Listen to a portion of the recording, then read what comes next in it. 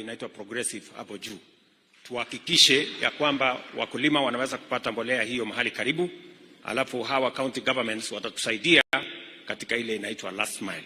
Tuweze kuhakikisha ya kwamba mbolea inafika kwa wananchi, kwa wakulima hasa, ndio watusaidie kuzalisha chakula, so that we can have a nation that has food security, we can reduce the cost of living, and we can manage inflation so that we can grow our economy. Vile vile nataka niwapongeze wakulima hasa kwa sababu ya mpango yenu ya diversification. Wakulima wengi sasa wanaanza kupanda kahawa, wengine wanapanda avocado, wengine wanapanda macadamia. Mimi nataka niwaambie ya kwamba hiyo ndio barabara ya kuhakikisha kwamba kuna mapato ya kutosha kutoka sehemu mbalimbali. Na vile viongozi hapa wameuliza, we are going to work together with the relevant government ministries to make sure that there are adequate seedlings and support to farmers, especially as you undertake the diversification processes across this region. So tutashirikiana pamoja na nyinyi kuhakikisha kwamba mnapata usaidizi, utafiti na vile vile support ingine ya kuhakikisha kwamba wakulima wanaendesha kazi hiyo kwa njia ambayo itawafaidi na njia ambayo itasaidia nchi yetu kuwa na mapato ya kutosha na vile vile kuongeza mapato kwa wakulima wetu. Pia niliwaeleza ya kwamba mambo ya maziwa ni lazima tuweke mpango maalum. Pale kwa maziwa tulisema, na nimeshukuru ya kwamba bei ya maziwa ni shilingi 50 kwa mkulima. Na mimi nataka niwahakikishie, nimemwambia Waziri Oparanya ambaye anahusika na mambo ya cooperatives ya kwamba going forward we must reform KCC and make sure that it can respond to the needs of farmers. Kwa hivyo hiyo mpango tumepanga vizuri, kwa sababu hatujafikia bei ya sawasawa ya maziwa. Bado we need to work hard to make sure that the price to the consumer and the price to the farmer doesn't have a very big gap. Kwa saa hizi the gap is still very big, kwa sababu consumer analipa shilingi 100, mkulima anapatiwa shilingi 50.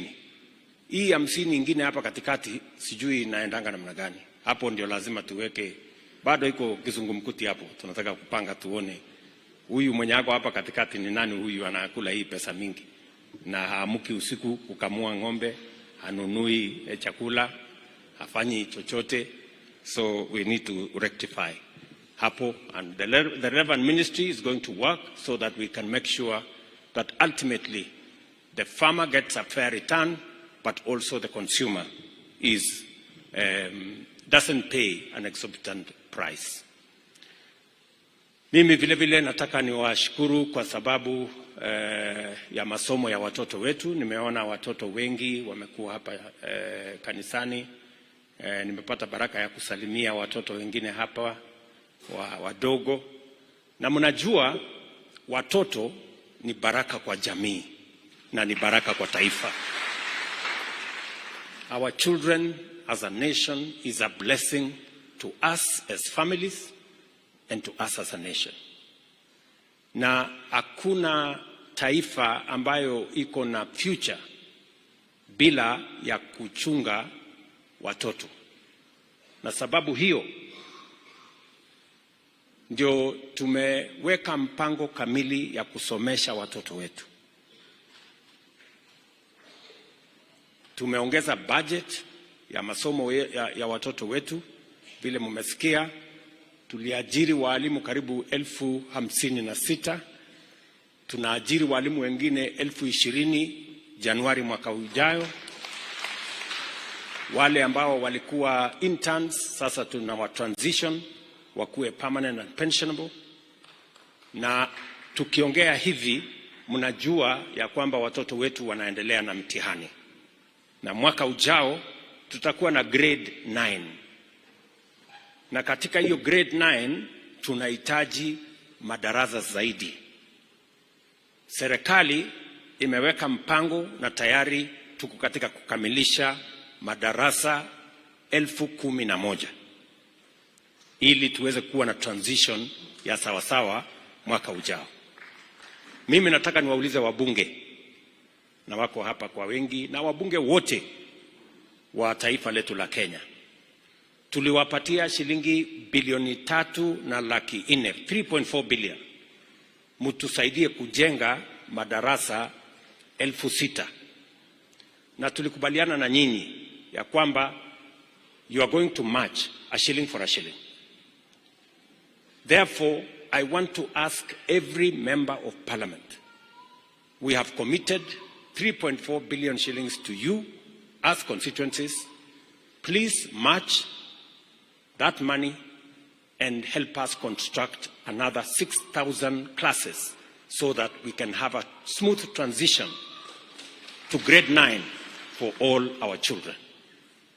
Hiyo ni mpango ambayo nawauliza wabunge waweze kushirikiana na sisi, kwa sababu mambo ya masomo ya watoto wa Kenya ni ya muhimu kwetu sisi zote. Ya pili, ningependa pia niwaulize wabunge, kwa sababu katika ile mpango yetu ya kupanga ajira ya vijana, tumekubaliana tujenge ICT hubs 1,450. Kila ward iwe na ICT hub. Mheshimiwa Parto, Profesa, ujue hivyo, na waheshimiwa wale wengine wote, tunataka kujua ya kwamba where is the ICT hub in every ward. Ndio tuhakikisha kwamba vijana wetu wa Kenya kupitia kwa digital jobs tuwapange na ajira, na vile vile tuwawezeshe kufikia hatima yao ya kutafuta vile wanaweza kujisimamia. Hapo katika masomo ya watoto wetu vile vile, mimi nafurahi ya kwamba tunaendelea kupiga msasa ile funding model ambaye ni student centered, ili tuhakikishe ya kwamba hakuna mtoto wa Kenya hata awe anatoka jamii maskini atakosa kwenda TVET ama university, na asome kama watoto wengine wa Kenya. That is the primary objective of making sure that our student-centered funding model does not just address the issues in the university, but addresses the specific issues of every student, and making sure that all our children are treated fairly and equitably, so that no child, irrespective of whatever families they come from, is left behind, especially in higher education. Kwa hivyo tutaendelea kushirikiana pamoja na nyinyi, hivyo ndio tuweze kutembea barabara hiyo pamoja. Nasema hivyo kwa sababu watoto ni wengi, nimeona hapa kanisani, and their future is important to us as parents, and is important to us as a nation. How we treat them, how we plan for them, how they grow, how we educate them, determines what kind of country we are going to have tomorrow. And it is our responsibility, all of us, as parents, as leaders, and as a nation, to plan for our children. Nataka nishukuru kanisa kwa sababu ya vile wanashirikiana pamoja na sisi katika mambo mengi ya kiserikali, ya maendeleo, hasa pale kwa matibabu. Makanisa wanatusaidia katika kusimamia zahanati, kusimamia mahospitali katika sehemu mbalimbali. Na vile viongozi hapa wamesema, pale mbeleni wenye bima ya afya walikuwa ni wale wana uwezo, na wenye kuweza kwenda hospitali ni wale wako na uwezo wa kulipa hospitali. Tumesema kama taifa, mtu akiwa mgonjwa, hakuna mtu anatamani kuwa mgonjwa. Mtu anakuwa mgonjwa kwa sababu ya bahati ambaye haijampata vizuri, anakuwa mgonjwa. Na tunataka tuhakikishe ya kwamba mtu yeyote awe na uwezo, asiwe na uwezo, aende hospitali atibiwe na asifukuzwe kwa sababu hana pesa. And that is the essence of the transition from the old model of delivery of health in Kenya and the current model. We worked on this model together. Na mimi nataka niwashukuru wabunge. Tulifanya kazi na wao, tukapitisha sheria 4 mpya ambaye sasa itaweka msingi thabiti ya kuhakikisha ya kwamba wananchi wetu wote watapata matibabu bila ubaguzi. Na kila mmoja wetu, haijalishi kama uko na ugonjwa wa saratani ama kansa, kama uko na ile hypertension, kama uko na blood pressure, sasa itawezekana uende hospitali, utibiwe na gharama hiyo ilipwe na bima yetu sisi wote kama wananchi wa taifa letu la Kenya. Najua tumekuwa na changamoto kwa sababu we are transitioning from what it was to the new model. And in every transition, there will be challenges. Those challenges we are managing. Last week, tulitoa pesa ya kusaidia hospitals and dispensaries across Kenya. Next week, tutaendelea na kutoa pesa ingine until we ensure that the transition is complete. Mimi nataka niulize kila Mkenya. Kila Mkenya ujisajili, kwa sababu ukisha jisajili sasa tutakuwa na uwezo wa kuwa na data ya kupanga vile tutadeliver mambo ya afya kwa Wakenya. Kila mmoja wetu lazima ujisajili, na kujisajili ni bure. Kujiandikisha tu kusema mimi ni mama fulani, mzee wangu ni fulani, niko na watoto 2 ama 3, useme majina yao. Ndio wakati tunapangia mambo ya afya, tunajua hapa Moiben tuko na wananchi kiasi fulani, tuko na hospitali kiasi fulani, tunahitaji kupanga dawa kiasi fulani. Ndio tusiwe tunapanga mambo ya afya kiholela. We must use the benefit of having data, and that is the reason why we are asking every citizen to register, so that we can be able to plan our health as a nation. We can be able to know what is the disease load in what area, and we can be able to plan ahead of time how to deliver the relevant medicines, the relevant human capital. Na vile mmesikia governors wakisema hapa, wanamalizia mkutano nafikiri kesho na officers wangu wa Wizara ya Afya, ili tukubaliane vile tutahakikisha ya kwamba kuna equipment katika kila hospitali katika taifa letu la Kenya.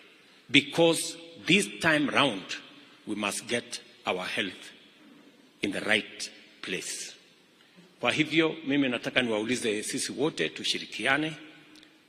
Kamati ya Senate ya mambo ya afya, huyu ndio chairman. Huyu ndio chairman wa kamati ya Senate ya mambo ya health.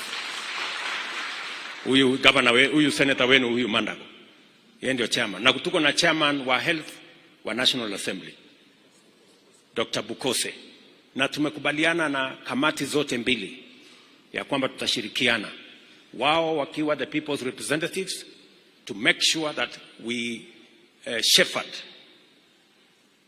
and guide this program so that it benefits every citizen. Haitakuwa vizuri ya kwamba ati katika Kenya kuna watu kwa sababu hawana uwezo hawawezi kutibiwa hospitalini. That is not right.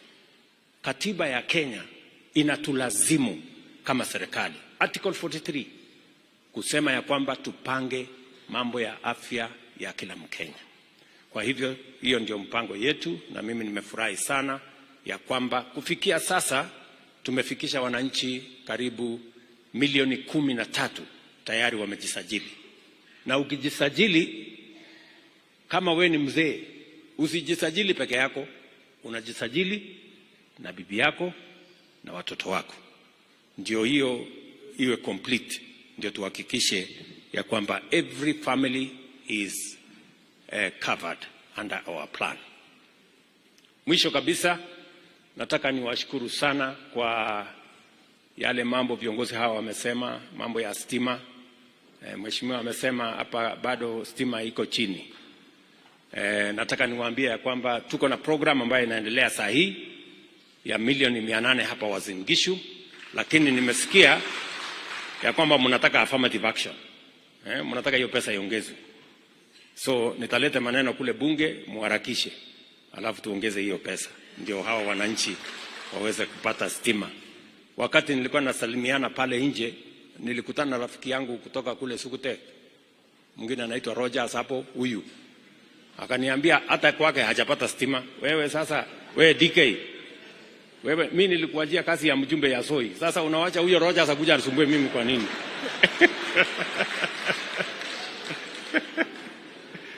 Sasa wewe tafuta stima peleka kwa Rogers huyo, na mwingine alikuwa anaita na huyo CTNA huyo. Unajua hao watu walikuwa wananisupport zamani. Sasa wewe stima ifike huko.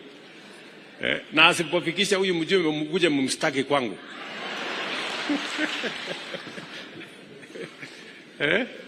So na wengine wengi vile Mheshimiwa Profesa Barto amesema, na kazi zile zingine tutaendelea namna hiyo. Again gagas. Naona kuna mama rafiki yangu pia hapo nyuma huko amesema, na mbona umenisahau?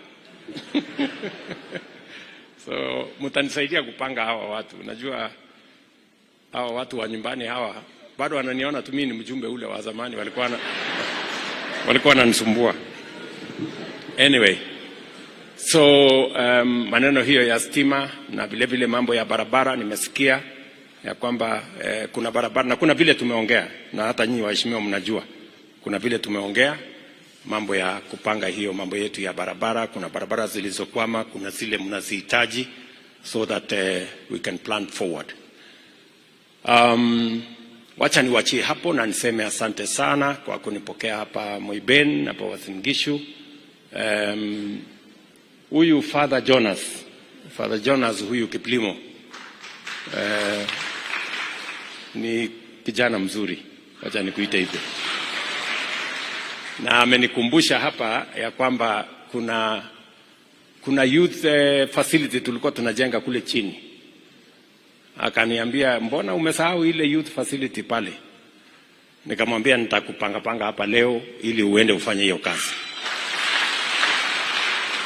Lakini amekataa. Akasema usinipange hapa. Hii ikulu, kwani siwezi kufika hii ikulu jameni, nifike hata siku moja. Sasa wewe Father, Tuesday wewe ukuje. Ndio sasa. So Askofu John, tafadhali umruhusu huyu Father akuje. Akuje achukue hiyo maneno ya vijana ambayo tulipanga ile youth center pale. Sasa na uendelee kufanya kazi mzuri unafanya kwa vijana wetu. Thank you very much for doing a good job. Na pia kuna mtu mwingine amesema ati mumeazima hii nini? Neko Moiben wale kwa kisawa Moiben?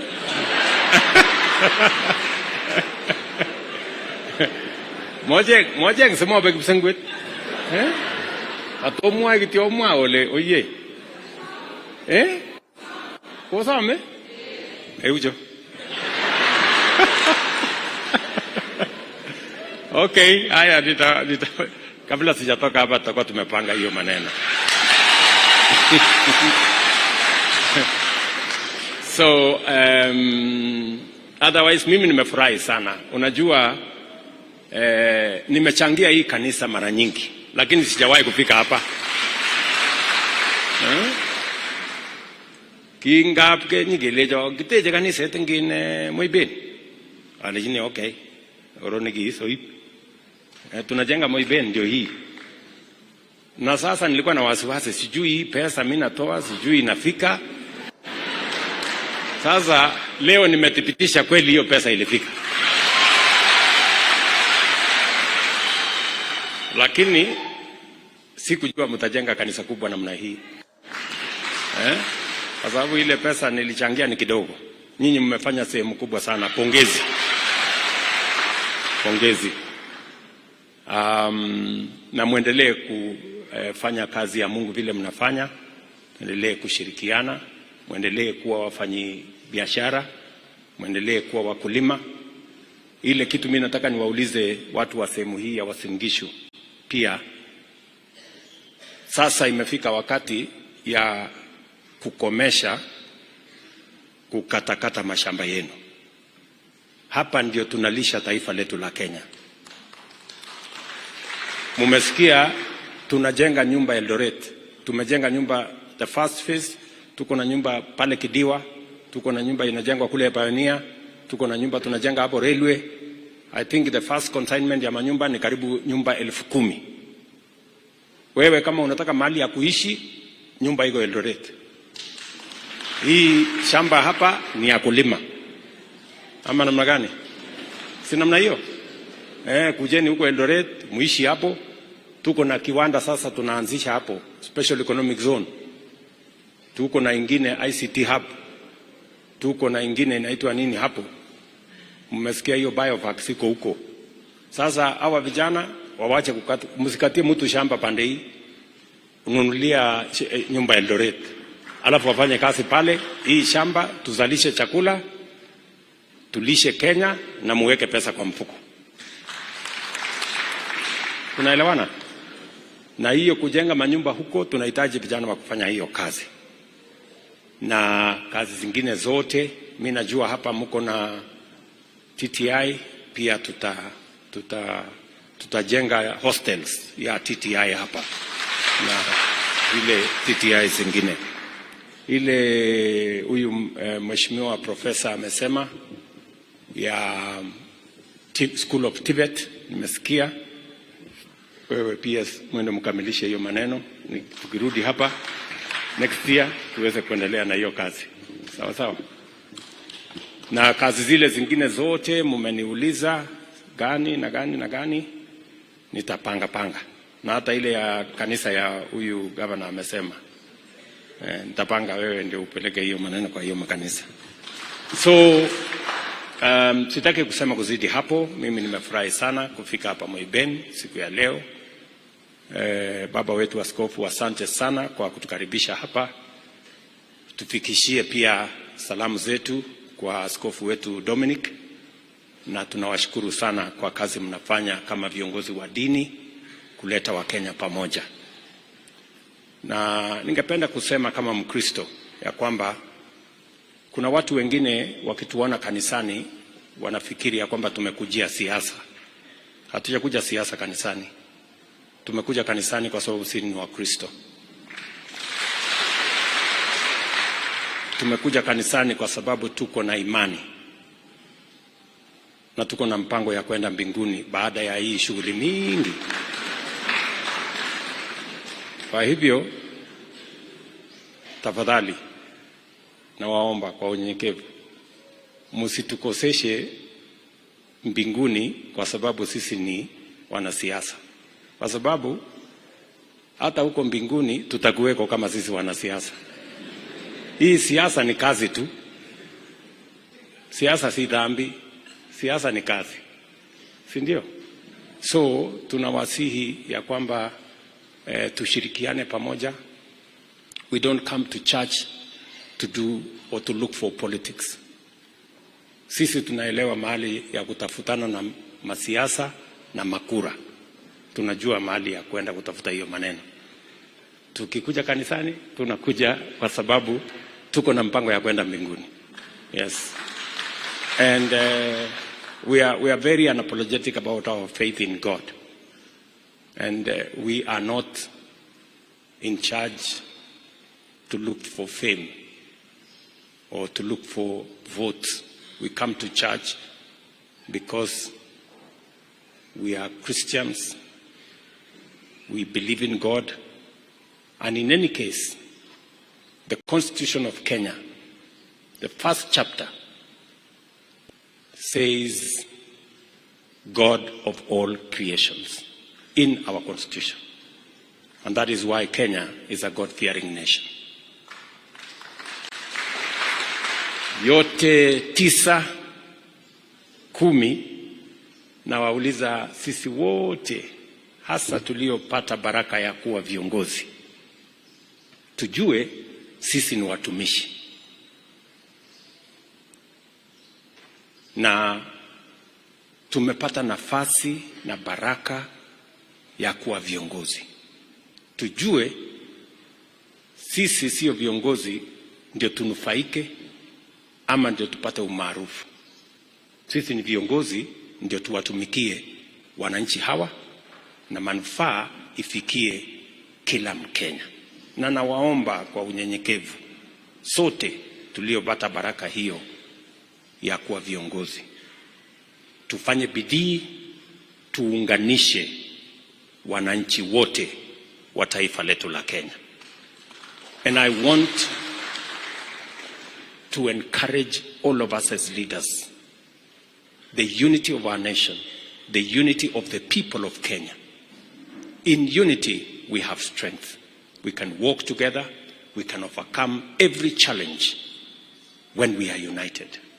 And that is why I will not relent in making sure that we unite all the people of Kenya in our quest and in our mission to transform our nation and to have a prosperous, peaceful, and God-fearing nation.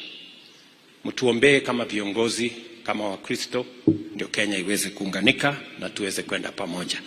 Asanteni sana na watakia baraka ya Mungu. Ongoi.